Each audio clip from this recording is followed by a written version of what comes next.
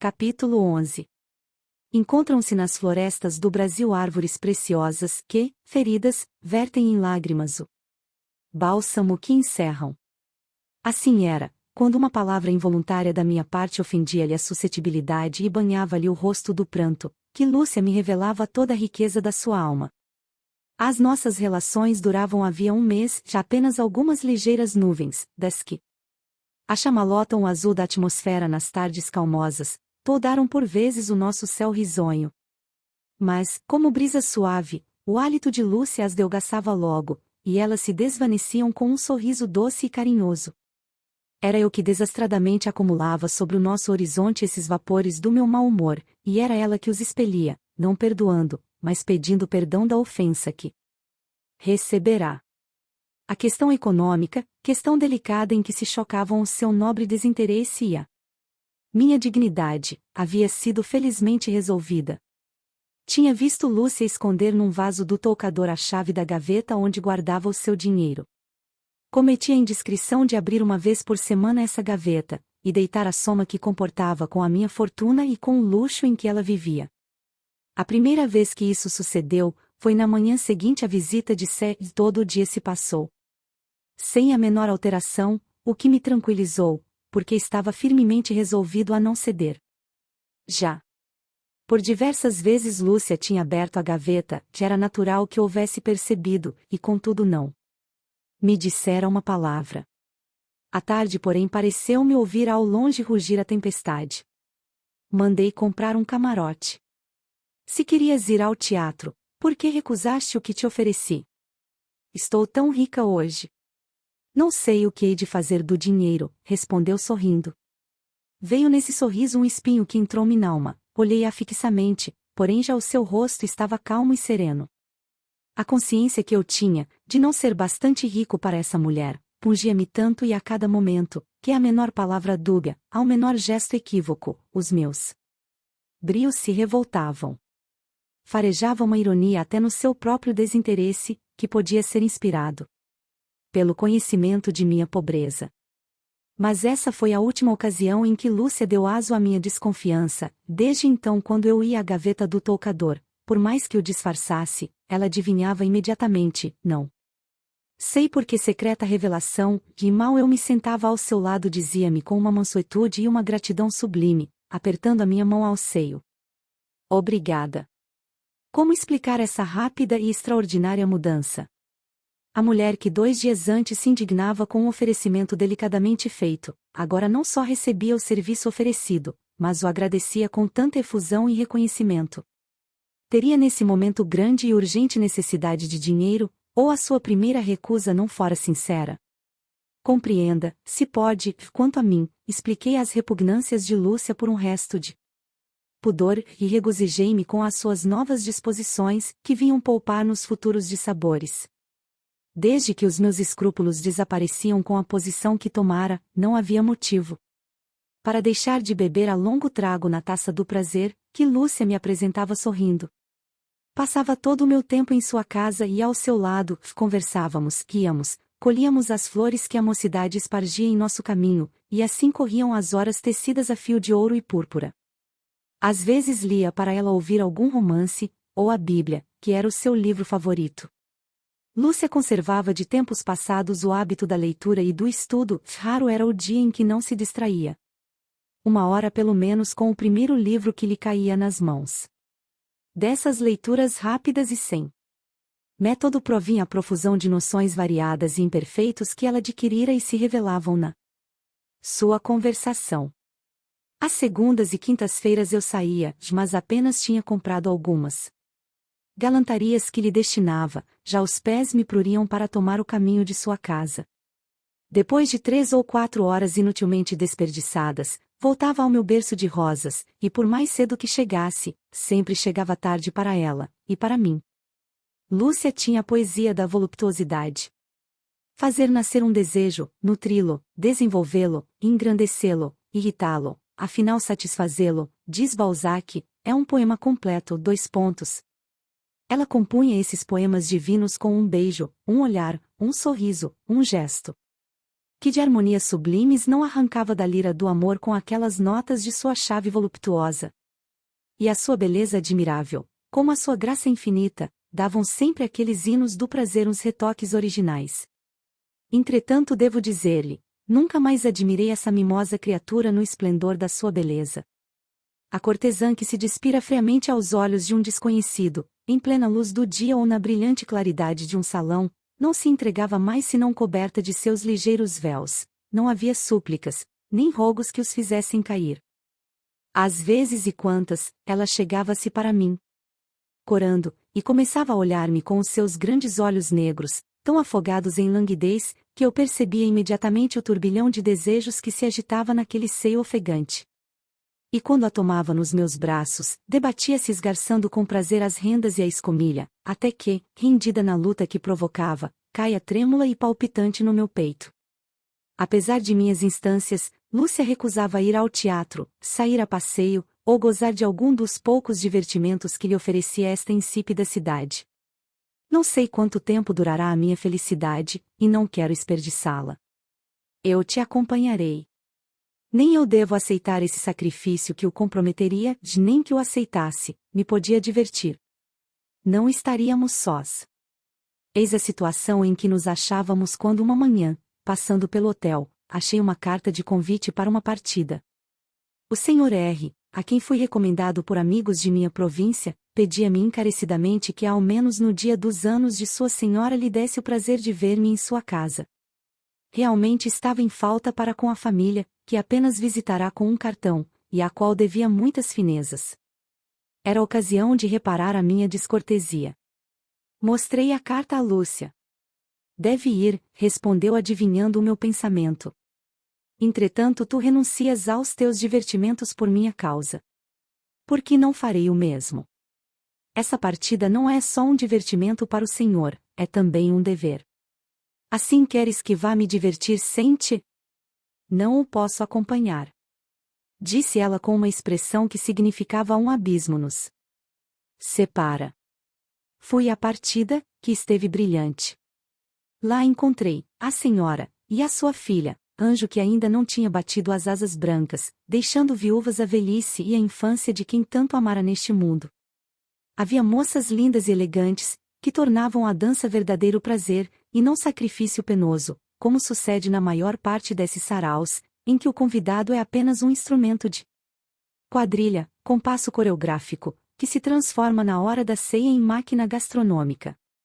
A senhora R., com uma amabilidade que eu de certo não merecia, esmerou-se em tornar agradáveis as horas que passei em sua casa, apresentou-me a quanto havia ali de distinto pela beleza, pela inteligência e pela virtude, e com o tato fino da mulher de salão poupava-me as banalidades cerimoniosas das apresentações, fazendo-me entrar logo na conversação que animava com a sua graça e os seus repentes felizes. A filha, gentil moça de 17 anos, fez-me a honra de uma contradança e de algumas voltas de valsa. Confesso que fiquei fazendo melhor ideia das reuniões dançantes da sociedade fluminense. Pouco tempo antes de retirar-me, vi Sá que me acenava de uma janela da sala de jogo, onde se abrigara para fumar. Logo ao entrar tinha-lhe falado, mas evitara a sua conversa, com receio de que me fizesse perguntas sobre Lúcia, sentia remorder-me a consciência, e pouco disposto a aceitar os seus conselhos, previa que eles me haviam de irritar tanto mais quanto seriam prudentes e razoáveis. Desculpa-me, vou dançar. A quadrilha ainda se demora, bem sabes, de mais queres. Que ideia! Queres escapar-te, sim. Cuidas que sou desses homens que perseguem os seus amigos de conselhos que nada lhes custam, porque nem sequer dão um exemplo, e com isso julgam-se quites de todos os deveres da amizade. Estás enganado, Paulo. Disse-te uma vez a minha opinião sobre as tuas relações com Lúcia, fiz o que me cumpria, o resto te pertence. Estava tão longe de pensar nisso agora. Como tens achado a partida? Há muito tempo não me divirto tanto. Gostos encantadores, toiletes de gosto, excelente serviço, de nada falta. Deixa estes elogios aos folhetinistas em cata de novidades. Compreendes que não te chamei para ouvir o teu juízo sobre a reunião do Sr. R. E para que me chamaste então? Para pedir-te um conselho. A mim? De que te admiras? Por que não os dou, seguisse que não posso pedi-los? Ao contrário. Vejamos que negócio importante é esse que exige o meu voto? Julgas que um amigo deva referir a outro tudo o que se diz a seu respeito? Vamos. A tua opinião franca. Julgo que é o maior serviço que possa prestar à amizade. Bem. Ouve então o que dizem de ti. Para quê? Não dou peso à maledicência, Sá.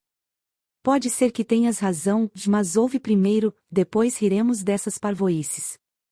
Há aqui, no Rio de Janeiro, certa classe de gente que se ocupa mais com a vida dos outros, do que com a sua própria, e em parte dou-lhes razão de que viveriam eles sem isso, quando têm a alma oca e vazia. Essa gente já sabe quem tu és, que fortuna tens, quanto ganhas, onde moras e como vives. É fácil saber, não tenho que ocultar, mercê de Deus. Estou convencido que poderias habitar a casa de vidro de Catão, mas infelizmente não a habitas, e portanto o mundo não vê justamente o que a tua modéstia esconde por detrás das paredes, isto é, o lado nobre e honroso da tua vida. O resto está patente. Mas ainda uma vez, Sá, o que pretendes com isso? Que me importa o que pensam a meu respeito? Não tenho reputação a perder. Mas tens reputação a ganhar. És amante de Lúcia, há um mês, e eu te conheço, sei que estás te sacrificando. Entretanto, como Lúcia não aparece mais no teatro, não roda no carro mais rico, e já não esmaga as outras com o seu luxo, como a Rua do Ouvidor não lhe envia diariamente o vestido de melhor gosto, a joia mais custosa, e as últimas novidades da moda, sabes o que se pensa e o que se diz. Que estás sacrificando Lúcia, que estás vivendo à sua custa. O primeiro ímpeto de minha indignação caiu sobre Sá, em quem se encarnava um insulto vago e anônimo, cometia um excesso, se o seu olhar franco e leal não me fizesse entrar em mim. Então, não te ris dessa estúpida calúnia? Tomas isto ao sério? Dize-me o nome de um só dos infames que se ocupam com a minha vida. O teu dever, já que assim o chamaste, o exige, e eu te peço. O nome? É o mundo, a gente, a sociedade. Vai tomar-lhe satisfações. Mas tu ouviste de um homem? Que ouviu de outro e outro. Procura numa árvore a folha que gerou e nutriu a vespa que te morde. Sá tinha razão. Senti a impotência do homem contra a calúnia impalpável que esvoaça-e. Zune ferrou-a como a vespa, e escapa nas asas a raiva e desespero da vítima é a fábula do leão e do mosquito. Mas o que então se passou em mim lhe parecerá incrível, a minha cólera precisava desabafar-se contra alguém, e na impossibilidade de dar um corpo àquela injúria atroz, levei a ingratidão até encarná-la em Lúcia, causa inocente do que sucedia. Ela tinha razão quando temia que as nossas relações fossem conhecidas, e quando fazia tudo por escondê-las, como se escondem à sombra as flores delicadas que o vento fresco ou o sol ardente crestam e matam. Sai bem decidido a pôr um termo à situação vergonhosa e humilhante em que me achava colocado. As palavras de Sá me queimavam os ouvidos. Eu vivendo à custa de Lúcia, eu que esbanjava minha pequena fortuna por ela.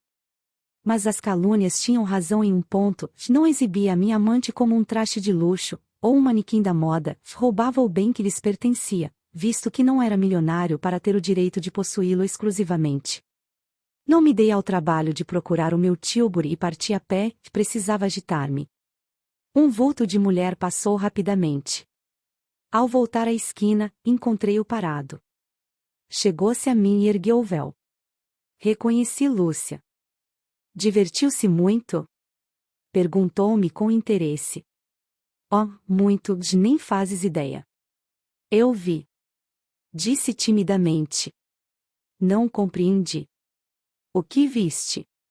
Vi-o dançar, passear na sala com as moças, acompanhei-o de longe toda a noite. Estava defronte, escondida por detrás das cortinas. Havia em face da casa do Sr. R. um miserável botequim, onde ela alugara um quarto a fim de passar a noite vendo-me. Era sublime de delicadeza, e contudo esta prova de afeição, que em outra circunstância me comoveria, pareceu-me uma perseguição insuportável, e esteve quase fazendo transbordar a minha cólera concentrada. Não gosto nada destas extravagâncias, que dão em resultado comprometer-me. Ninguém me conhece ali, e não podem adivinhar o que me trouxe. Agora mesmo, se a rua não estivesse deserta, me animaria a falar-lhe. Fique certo de uma coisa, não há nada neste mundo que eu deseje tanto como vê-lo, e me privaria desse prazer se ele pudesse trazer-lhe um dissabor. Com que fim vieste a essa casa? Não posso sair uma noite sem que me veja espiado. Hás de confessar que não é muito agradável, se pensas que é este o meio de me prender, estás completamente enganada. Aprecio muito a minha liberdade, deves te lembrar que entre nós não existem compromissos.